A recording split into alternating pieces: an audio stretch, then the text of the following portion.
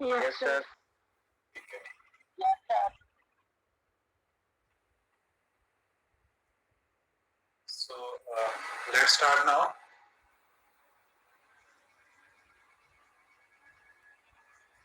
Yes, sir.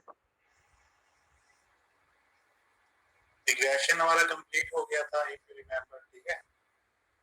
उसमें कोई doubt है तो डिस्कस कर सकते हैं। बाकी उसमें एक थ्योरी का क्वेश्चन बहुत इंपॉर्टेंट है, मैं बताना चाहूंगा यहाँ पे कि एक डिफरेंस आता है, difference between the correlation and regression. आपको दे भी रखा होगा बुक में, मैं दिखाता हूँ एक बार, थोड़ा थोड़ा देख लो उसमें होता क्या है, जो मैंने आप लोगों को ऑलरेडी बता रखा हुआ।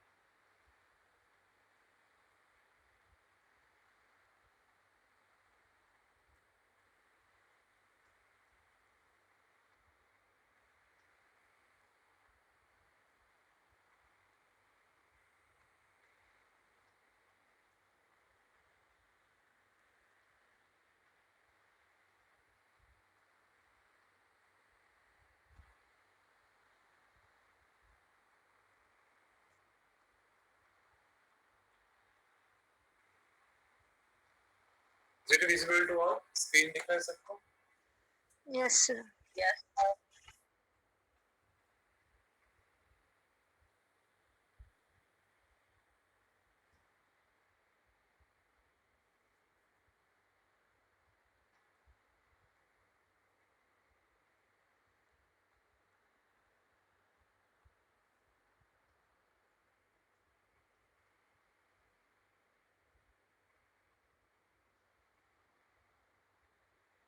Is it visible? Yes, sir. तो ये मैं फटाफट डिस्कस कर रहा हूँ, then we'll start a new chapter. कि I told you already कि this is very very important question, this one. कि difference between the correlation and regression, ठीक है। ये हमेशा पूछा ही जाता है आपसे कि differences क्या है, theoretical question है ये। तो देखो इसमें कुछ भी difference मैंने already आपसे डिस्कस किया, होता क्या है। फर्स्ट देखो, correlation literally means the relationship between two or more variables. Obviously मैंने बताया था इसमें दो या दो से ज्यादा relationship को जो find किया जाता है, which vary in sympathy so that the movement in one tends to be accompanied by the corresponding movements in the others. मतलब एक वेरिएबल्स में चेंज होने की वजह से जब दूसरे वेरिएबल में चेंज होता है तो वो कोरिलेशन कहलाता है, कोरिलेटेड होती है वो। एक वेरिएबल्स में चेंज होने की वजह से जब दूसरा भी चेंज होता है तो that is kind of a correlation. So on the other hand regressions क्या होता है? रिग्रेशन आई टोल्ड यू कि रिग्रेशन मींस स्टेपिंग बैक, मतलब कहां पे? Returning to the average value. तो जब हम returning to the average value की तरफ आते हैं, जो डेविएशन से जितना भी डेविएशन आ रहा है, और सेंट्रल वैल्यू की तरफ वापस आते हैं, and is a mathematical measure expressing the average relationship between the two variables, ठीक है। this is a mathematical relationship। तो सेकंड क्या है? सेकंड देखो, correlation analysis attempt to determine the degree of relationship। जो correlation होता है that is used for the measuring the degree of correlation between the two variables, ठीक है। कि दो वेरिएबल्स के बीच में किस तरह का रिलेशन है, नेगेटिव है पॉजिटिव है। तो पॉजिटिव है कितना डिग्री का पॉजिटिव है, हाई डिग्री है, लो डिग्री है, या फिर नेगेटिव है तो नेगेटिव कितने डिग्री का कोरिलेशन है।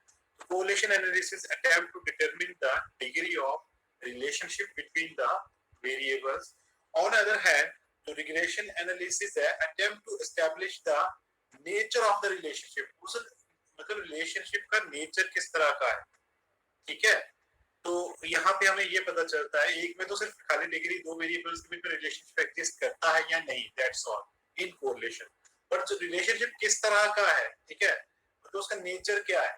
तो जब क्वालिटेटिव की बात करते हैं that means we are talking about regressions between the variables.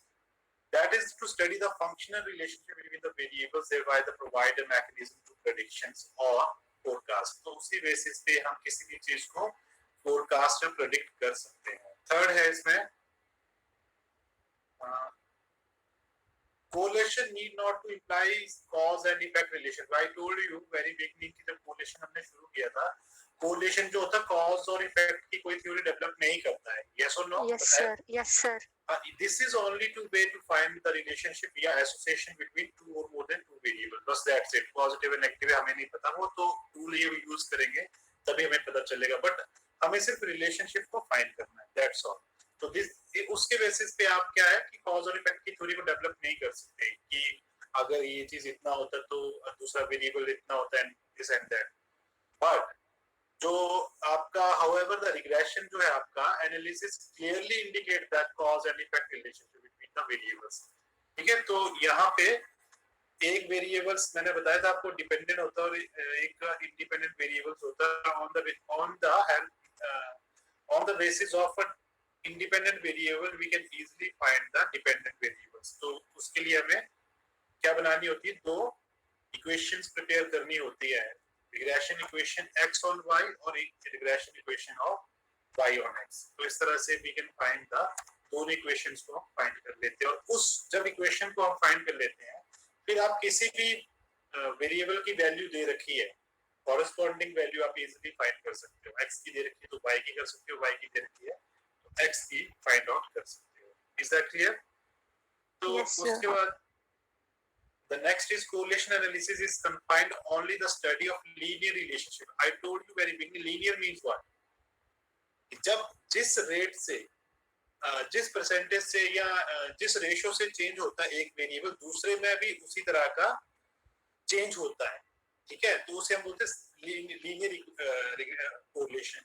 और जब हम दो वेरिएबल्स को स्टडी करते हैं उसे बोलते हैं सिंपल कोरिलेशन. तो हम बोलते हैं सिंपल लीनियर कोरिलेशन. तभी इसका चैप्टर का नाम था आपका simple linear correlation. So correlation analysis is confined only the study of linear relationship between the variables and therefore has limited applications. Regression analysis has much wider application as it is studied linear as well as non-linear also, right, between the variables. So ये वही opposite theory है. Then sixth इसमें point आ जाता है correlation coefficient.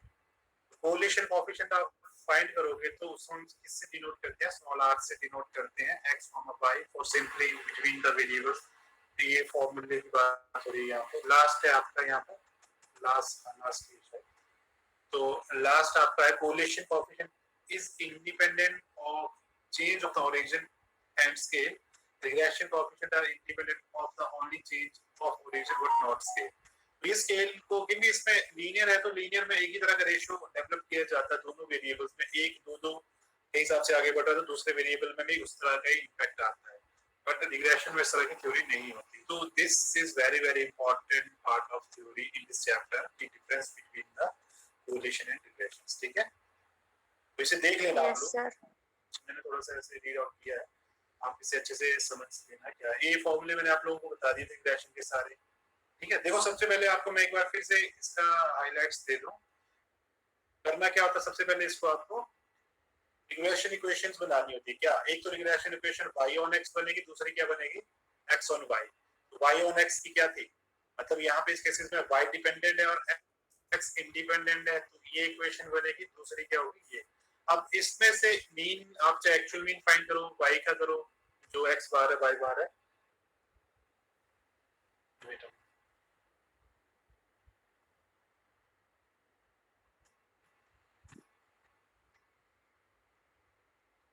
तो ये इसको इस तरह से आपको फॉर्मूला खैर मैंने बता दिया, आप फाइंड कर लेना. ठीक है, और बाकी ये सारे के सारे जितने भी रिग्रेशन कोएफिशिएंट ऑफ कोरिलेशन देखो ये है v by x, मतलब यहाँ पे जो x है वो इंडिपेंडेंट और y जो है डिपेंडेंट है. तो regression equation of y on x है यहाँ पे.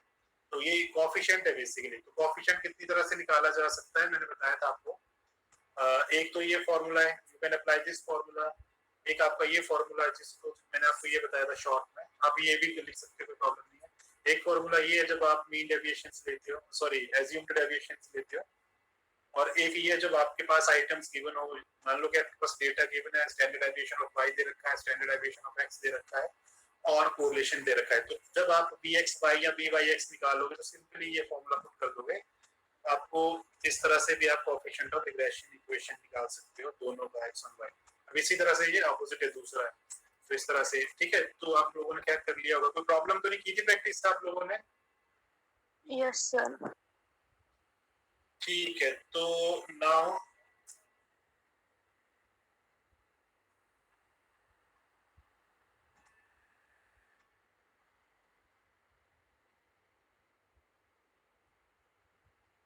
अब हम नेक्स्ट चैप्टर है हमारा कौन सा, इंडेक्स नंबर।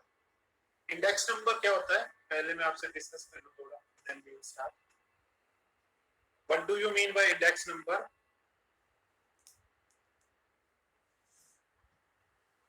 एनीवन? जस्ट अभी देखो, अभी हम लोगों ने किया तो है नहीं, बट मैं जस्ट ऐसे पूछ रहा हूं आइडिया के लिए। आप लोगों ने पढ़ा है नहीं पढ़ा है? यस और no? No sir. Yes sir, sir पढ़ा हुआ है। पढ़ा है ना? क्या होता है बेटा Yes, sir. Index number? Sir index number sir एक स्टैटिस्टिकल डेटा होता है जो पूरे ग्रुप को रिप्रेजेंट करता है। राइट, जो देखो आपने एचडीआई का नाम सुना है, human development index, peace index और हैप्पीनेस इंडेक्स और जीडीपी इंडेक्स सुना होगा आप लोगों ने, सेंसेक्स तो सुना ही होगा जो कि मार्केट का इंडिकेटर है, स्टॉक मार्केट का, निफ्टी सुना होगा। तो सारे के सारे क्या इंडेक्स हैं जो कि डेटा रिप्रेजेंट करते हैं कि फॉर्म एक मतलब सीक्वेंस में, मतलब रॉ डेटा को जब आप सीक्वेंसली रखते हो कहीं पे तो बेसिकली वो इंडेक्सिंग कर रहे हो आप उस चीज की। यस और नो? जैसे मान लो मैं क्या करूं कि आपके 3-4 सेक्शन जो भी हैं उनको मैं एक टेबल फॉर्म में लिख दूं तो मैं, और एक तो आपका बैच हो गया, ये मान लीजिए आपका कौन सा चल रहा है 2021, ठीक है। मान लो आपने बीकॉम 2021 या 22 या 23 में कंप्लीट किया, तो एक बैच आपका ये हो गया, एक इससे बाद वाला बैच हो गया। मतलब मैं 2015 से लेके 2023 तक शायद आप लोगों का बीकॉम कंप्लीट हो जाएगा ना। मेरे पास सब बच्चों का डेटा है, मेरे को कंपैरेटिवली कोई स्टडी करनी है। से फॉर एग्जांपल मेरे को रिजल्ट का प्रोपोर्शनेट चेक करना है कि जो 2015 के स्टूडेंट्स थे उनके स्कोर में और आपके स्कोर में कितना डिफरेंस है, या इन बिटवीन 2017 के बैच में या 19 के बैच में या 20 के बैच में, इस तरह से मेरे को कंपैरिजन करना है। तो for that purpose I have to create या कंस्ट्रक्टिंग द इंडेक्स नंबर, ठीक है। उस पर्पस के लिए हमें इंडेक्सिंग करना पड़ती है। क्लियर? किसी भी रॉ डेटा को जब किसी पर्टिकुलर टैबुलर फॉर्म में रखते हैं तो वो इंडेक्सिंग ही होती है। बट अब खाली एक डेटा को इंडेक्स तो बोल नहीं सकते ना आप। जैसे हर साल के, जैसे आपने एचडीआई का नाम सुना होगा, ह्यूमन डेवलपमेंट इंडेक्स सुना होगा, ठीक है।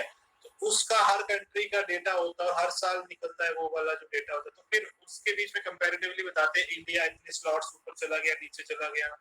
या पॉवर्टी इंडेक्स होता है आपका, एक सुना होगा आप लोगों ने, कौन सी कंट्री में कितने किस तरह की पॉवर्टी है। या फिर एम्प्लॉयमेंट का इंडेक्स सुना होगा, ठीक है, जो डेटा होता है बेसिकली अनएम्प्लॉयमेंट का। तो जब किसी भी रॉ डेटा को एक सीक्वेंस फॉर्म में रखा जाता है, ठीक है, ईयर वाइज, अब डिपेंड करता है भी कौन सा डेटा है, डेटा कोई भी हो सकता है, उसे हम इंडेक्सिंग या कंस्ट्रक्शन ऑफ इंडेक्सिंग बोलते हैं, ठीक है। हाउ टू कंस्ट्रक्ट इंडेक्स, तो अभी वो भी हम देखेंगे इंडेक्स को उस तरह से बनाया जाता है। तो एक मतलब आप लिखना चाहे तो लिख सकते हैं, मैं बता देता हूँ।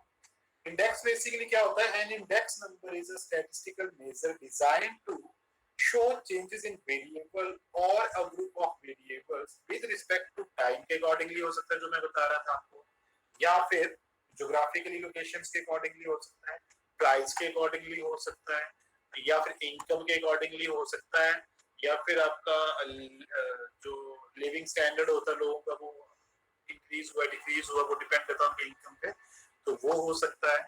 या कोई और एनी अदर एक्स्ट्रा या अदर कोई कैरेक्टरिस्टिक्स, कोई सी भी कैरेक्टरिस्टिक्स हो क्वालिटेटिव, ठीक है। जब आप उसको रिटन फॉर्म में या दूसरी फॉर्म में रख लेते हो डेटा की फॉर्म में, उसे आप बोलते हो इंडेक्सिंग करना या कंस्ट्रक्शन ऑफ इंडेक्स करना। तो इंडेक्स बेसिकली देखो, मैं यहाँ पे एक बार फिर से बता दूं,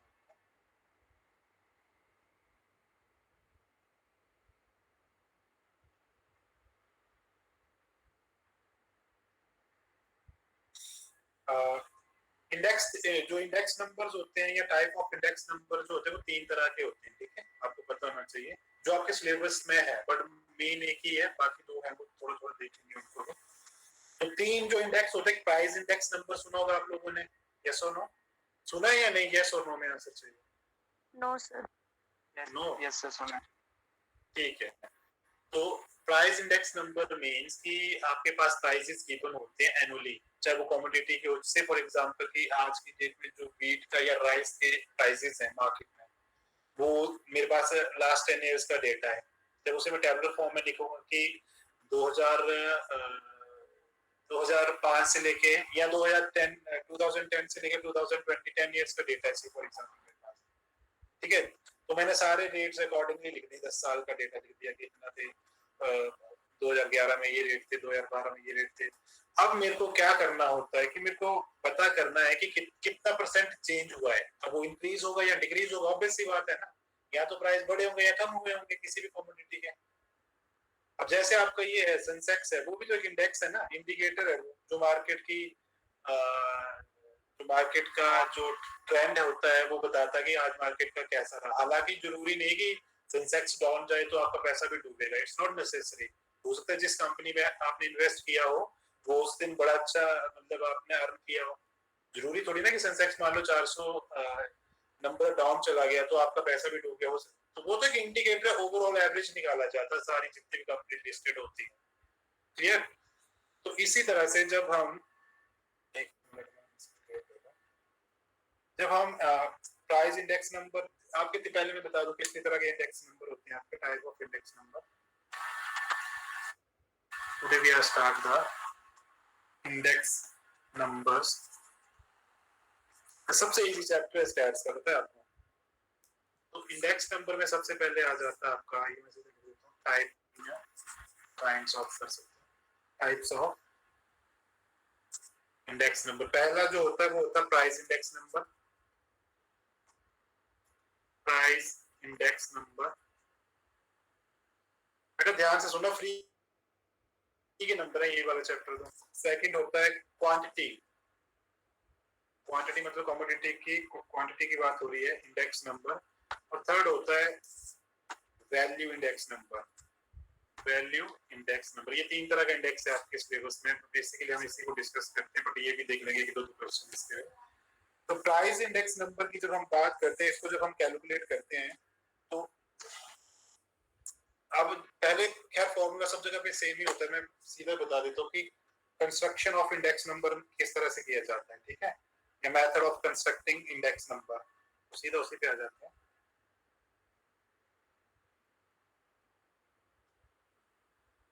Methods of constructing index number.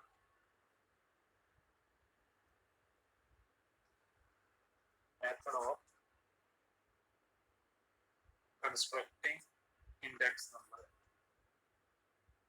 Index number को ना मैं IN कर रहा हूँ शॉर्ट में, ठीक है, method of constructing index number. Basically इसके 2 मेथड होते हैं, एक सिंपल मेथड होता है, एक वेटेड मेथड होता है, ठीक है। तो जब हम कंस्ट्रक्ट करते हैं किसी भी क्या नाम है इंडेक्स नंबर को, तो we have 2 method for constructing the index number. First method is simple method बोलते हैं इसे हम, सिंपल, या फिर इसे आप अनवेटेड कर लो, अनवेटेड इंडेक्स नंबर। दूसरा आता है वेटेड, वेटेड इंडेक्स नंबर। तो किस तरह से, अब जब हम इसके थ्रू कैलकुलेट करते हैं मेथड ऑफ कंस्ट्रक्शन, जब मतलब कैलकुलेशन की बात करते हैं इंडेक्स नंबर को कैसे कंस्ट्रक्ट किया जाता है, अगर हम अनवेटेड या सिंपल की बात करें,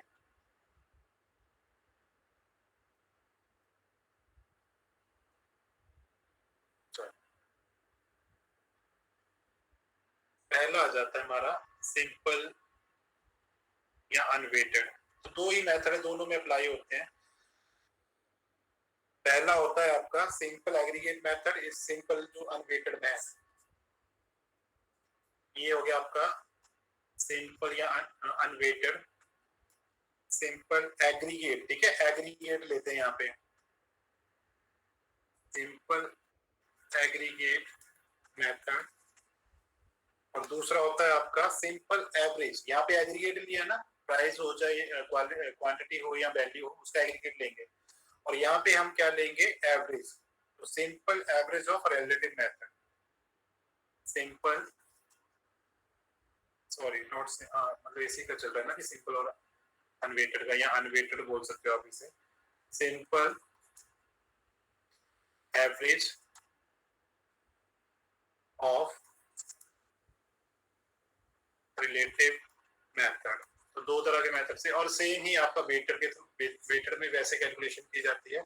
एक आपका क्या हो गया, यहाँ पे सिंपल एग्रीगेट मेथड था, अब यहाँ पे वेटेड एग्रीगेट मेथड हो जाएगा, वेटेड एग्रीगेट मेथड। और सेकंड क्या हो जाएगा, यहाँ पे simple average of relative method, तो यहाँ पे हो जाएगा वेटेड एवरेज। सेकंड में weighted average of relative method, weighted average of relative method. Is that clear? ये क्लियर हो गया अच्छे से? जब कंस्ट्रक्शन की बात आती है तो दो तरह से कंस्ट्रक्ट किया जाता है, एक होता है आपका सिंपल वेटेड और दूसरा होता है सिंपल या अनवेटेड, दूसरा होता है वेटेड। जब सिंपल और अनवेटेड के थ्रू हम कंस्ट्रक्ट करते हैं इंडेक्स नंबर को, तो दो मेथड होते हैं उसमें भी। एक होता है सिंपल एग्रीगेट के मेथड थ्रू कैलकुलेट किया जाता है, दूसरा होता है सिंपल एवरेज मेथड के थ्रू कैलकुलेट किया जाता है, मतलब simple average of relative method. और थर्ड है, सॉरी सेकंड है वेटेड। वेटेड के थ्रू वो भी दो ही फॉर्मूले के थ्रू कंस्ट्रक्ट किया जाता है जब हम इंडेक्स नंबर कंस्ट्रक्ट करते हैं। एक आपका हो गया weighted aggregate method, first is the weighted aggregate method and the second one is your weighted average relative method. ठीक है, weighted average of relative method. Is that clear? Yes sir. Yes ठीक है, अब हम आते हैं, yes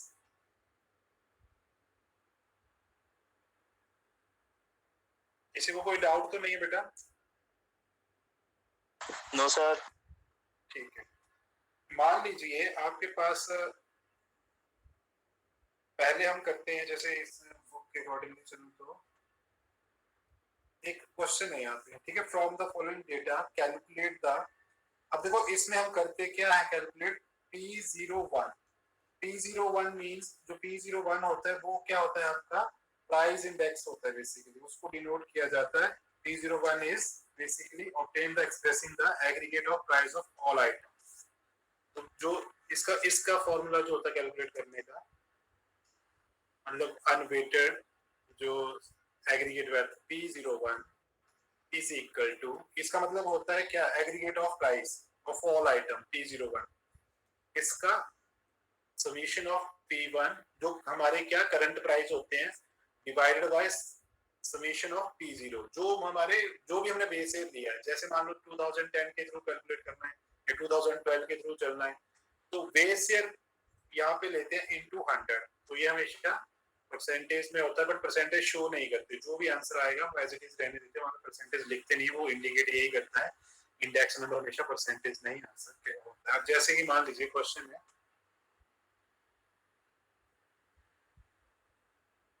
from the following data calculate the price index of 2013 using 2010 as the base price of simple aggregate method के through. इसमें देखो commodity दे रखी है और आपको दे रखे प्राइस 2010 के गिवन है, रुपीस में ही है, और जो प्राइस है आपके 2013 के गिवन है। तो अब जो कमोडिटी क्या क्या है, कमोडिटी मान लो यहाँ पे दे रखा है ए बी सी डी और ई, हो सकता है कुछ भी हो सकता है, राइस हो सकता है, व्हीट हो सकता है, ABCD के हिसाब से चल रहे हैं, यहाँ पे दे रखा है उसी तरह से। और जो 2010 का प्राइस था वो 30 था कमोडिटी ए का, और जो 2013 में ये प्राइस कितना हो गया, 40% हो गया। ठीक है, बी का कितना था 25, और ये 2013 में कितना हो गया 28। सी का कितना था 90, 108 हो गया यहाँ पे, और डी का था 15, 24 हो गया, एंड सी का था आपका, सॉरी डी का था आपका 96 2010 में, और 120 हो गया 2013। ये इस तरह से कुछ डेटा गिवन है आपका।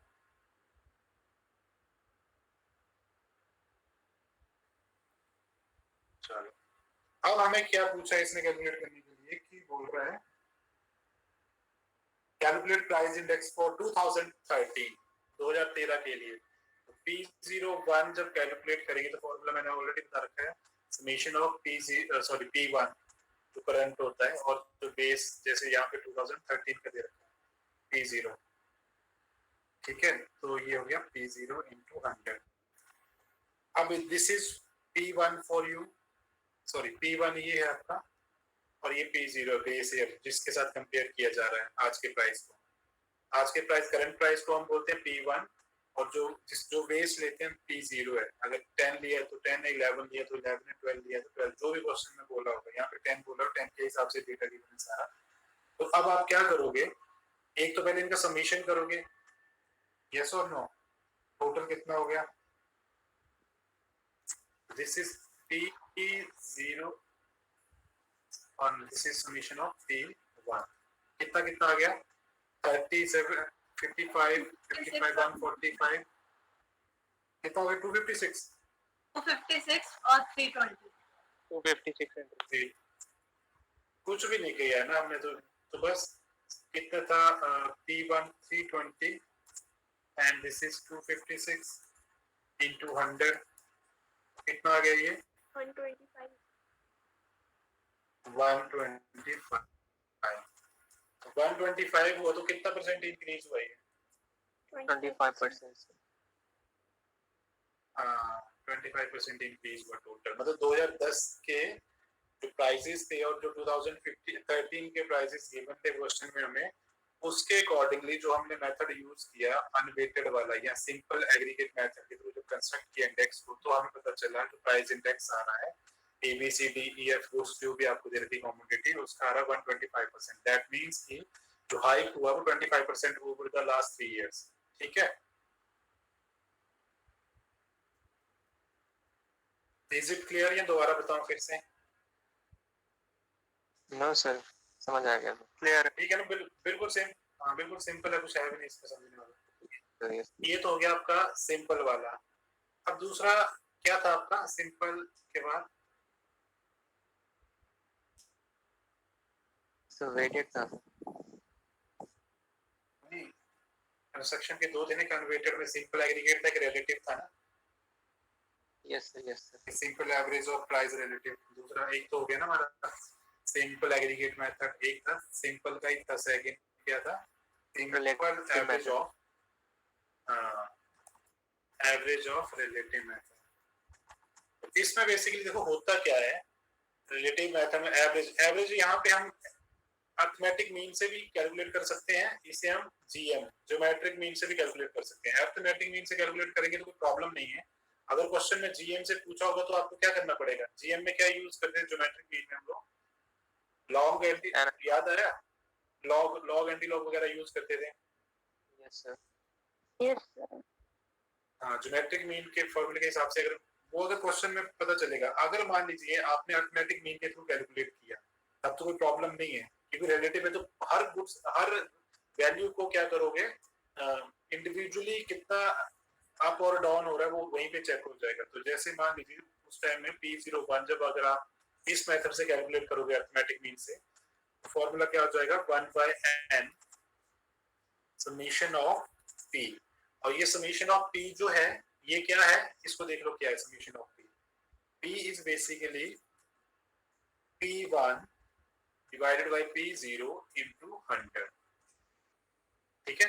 तो इसका टोटल करोगे तो P1 P0 हर आइटम का होगा, यहाँ पे जो भी जितने भी वैल्यूज दे रखी, जैसे मान लो ऊपर वाले क्वेश्चन को मैं ले रहा हूँ, तो यहाँ पे क्या होगा, ये तो P0 P1 ऑलरेडी गिवन था, हमें क्या करना है P कैलकुलेट करना। P कैसे होगा, P1 divided by P0 into 100 her item का, यहाँ पे तो जो भी आएगा वो हमारा आ जाएगा यहाँ पे समेशन ऑफ P। यस और नो? Yes sir. हाँ, तो समेशन ऑफ P आ गया तो उसको n से डिवाइड करोगे तो you will easily calculate the price index जो कि अनवेटेड का है, और वो कौन से के मेथड के through, simple average of price relative. तो इस तरह से ये कैलकुलेट करना है। करोगे इसको आप लोग अभी, या दूसरा भी बता दूं पहले? सर पहले बता दीजिए सारे, तो फिर करते हैं सारे तो बेटा आगे पीछे हो जाएगा, इसीलिए मैं थोड़ा धीरे धीरे कर रहा हूँ। चलो एक और बता देता हूँ मैं, ठीक है। यस अब ये तो हो गया सिंपल वाला P01 का ये फॉर्मूला। ये बस आपको क्या कैलकुलेट करना था, P का समीशन करोगे, उसको n से डिवाइड कर दोगे तो आपका आ जाएगा price index through simple average of price relative through by कौन से मेथड के थ्रू, एवरेज के थ्रू लिया, बट एवरेज कौन सा लिया आपने, अरिथमेटिक मीन।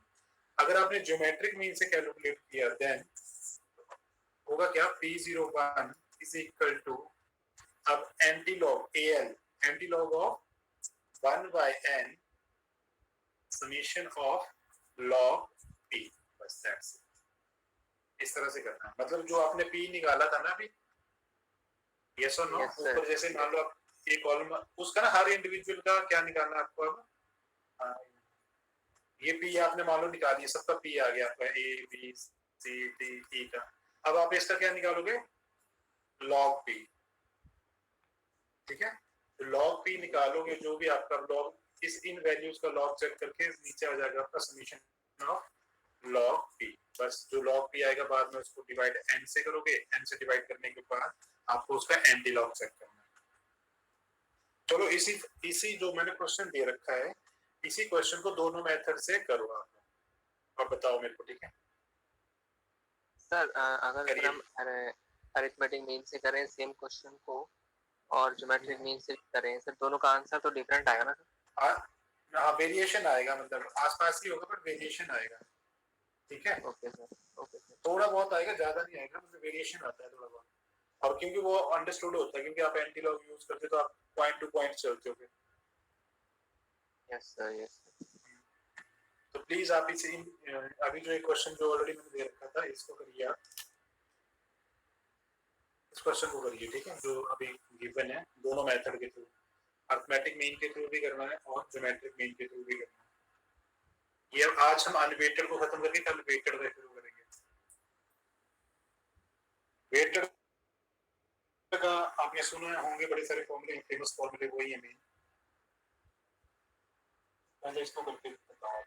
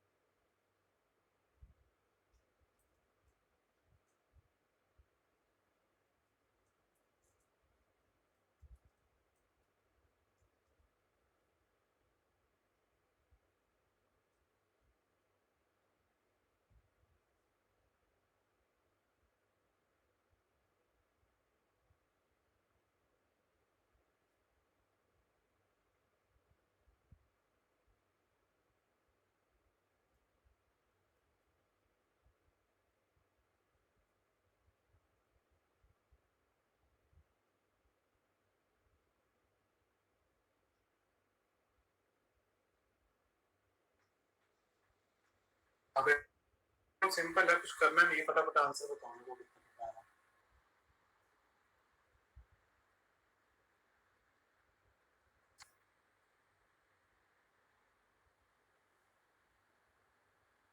सर एक बार ज्योमेट्रिक मीन का फॉर्मूला वो दिखा दीजिए फिर से, मतलब मैंने नोट किया। हाँ ठीक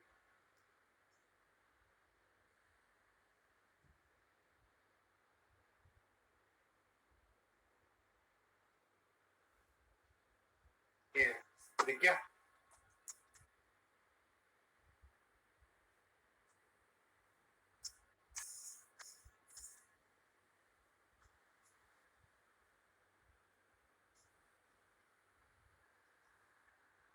यस सर, हो गया। और ये दूसरा था।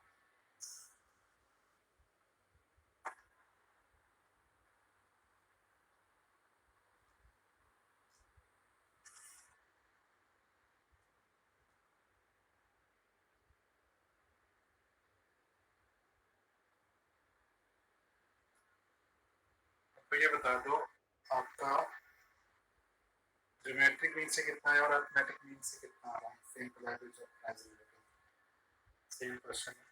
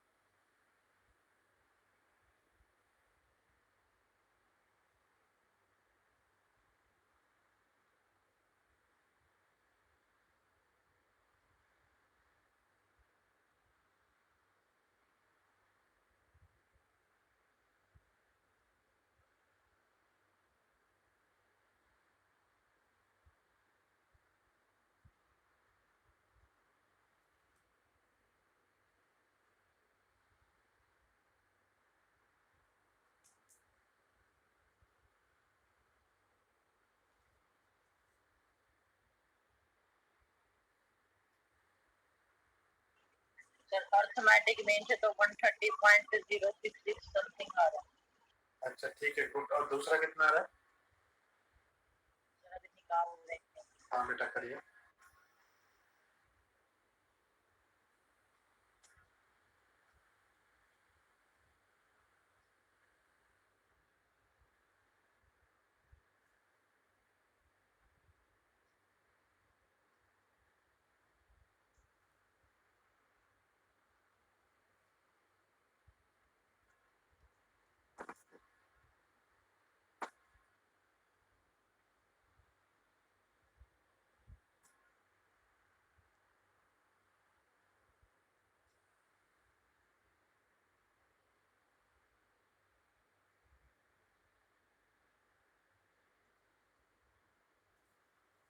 सर अर्थमेटिक मीन से तो 130 आ रहा है।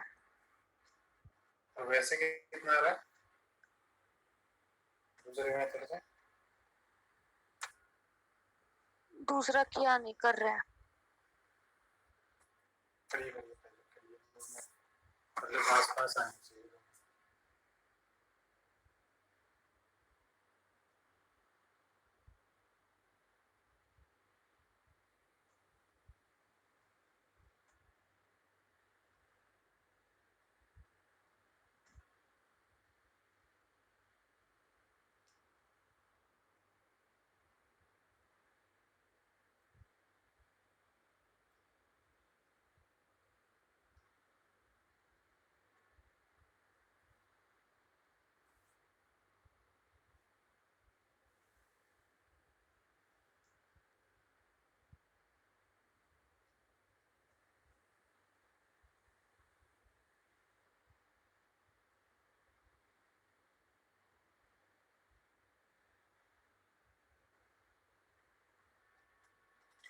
ये फॉर्मूले हैं, ठीक है, दोनों गिवन है यहाँ पे 1 and 2। मैंने आपको शॉर्टकट लिखवा दिया था कि E01 क्या था। इसको आप ऐसे भी लिख सकते हो कि 1/n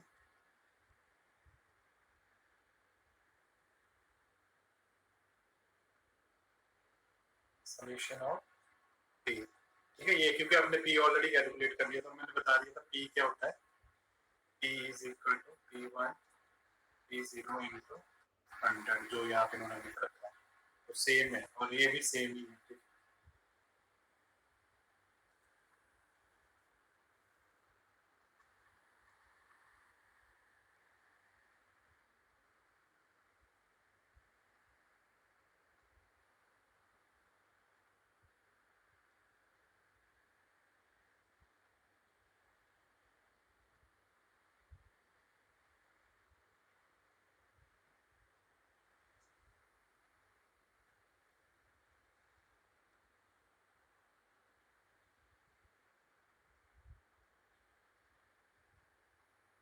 हो गया दोनों इक्वल आ गए?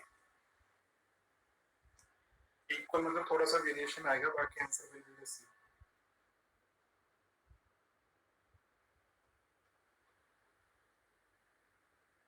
किसी का हुआ एनी सिंगल स्टूडेंट?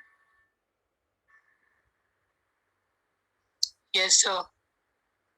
अच्छा, दोनों कितना है बेटा? सर अरिथमेटिक मीन 130.066 आ रहा है और जीएम से 129 आ रहा है। 136 और 129 बता रहे हो? नहीं सर 130.066 ठीक है और उसका 129 ठीक है, मतलब अप्रॉक्स आ गया ना आसपास से। अप्रॉक्स। हाँ सर, मतलब बस एक पॉइंट है। नहीं नहीं ठीक है, इतना मैंने पहले बता दिया, थोड़ा बहुत वेरिएशन आएगा, ठीक है, थोड़ा सा माइनर आएगा, ज्यादा नहीं आएगा, 1-2 point 3 point. Yes sir. Good, चलो ठीक है। और किसी का कुछ आया तो बता दो, आंसर यही आएगा। अगर ब्लॉक टेबल आपको देखने आता है तो इजी है, बिल्कुल कुछ भी नहीं है, वो मैंने ऑलरेडी बता भी दिया हुआ है। अगर आपको कोई प्रॉब्लम हो तो फिर पूछ सकते हो आप लोग, ठीक है, दोबारा। अभी तो चलो टाइम हो गया। So this is what you know the chapter of index number, how to construct। मैंने बताया दो मेथड्स होते हैं इसके, एक अनवेटेड एक वेटेड होता है। अनवेटेड में दो मेथड के थ्रू कंस्ट्रक्ट किया जाता है।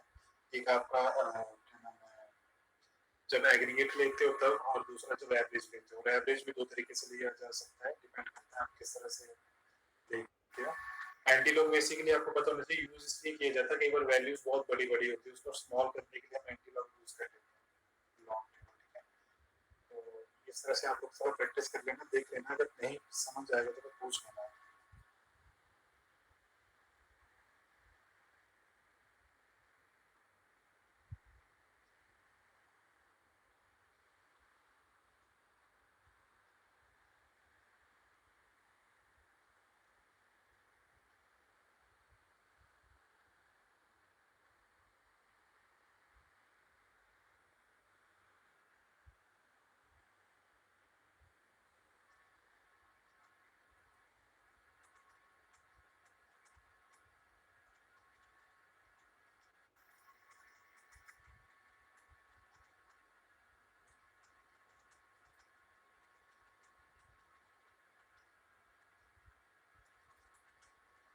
चलो, anyways, I'm taking your attendance now। देख लेना बेटा प्लीज, है ना, प्रैक्टिस कर लेना। बाकी कल करेंगे दूसरा वेटेड मेथड।